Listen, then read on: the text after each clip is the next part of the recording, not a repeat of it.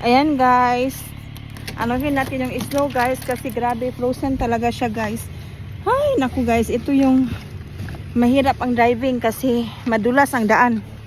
Saan na yung aking magic wand? Ay naku guys, ang hirap guys.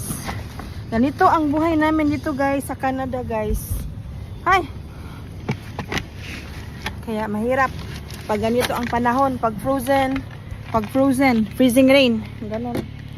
Kaya delikado. Ayan oh. Ginaganyan ko yan siya guys oh. Ano?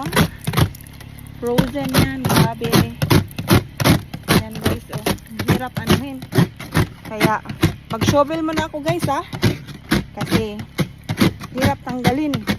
Bye. Guys, nandito na ako sa loob ng kotse.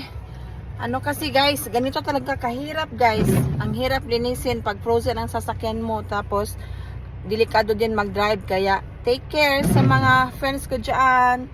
Take care kayo dyan lahat na mag-drive. Dahan-dahan lang. Kaya guys, see you later. Guys, tingnan nyo yung mga kahoy dyan guys. Ano siya guys, puti. Kasi parang siyang ano guys, parang icicles guys. O diba guys? Kasi dito guys, freezing rain. Kaya sa pag-drive dito guys, dahan-dahan lang talaga.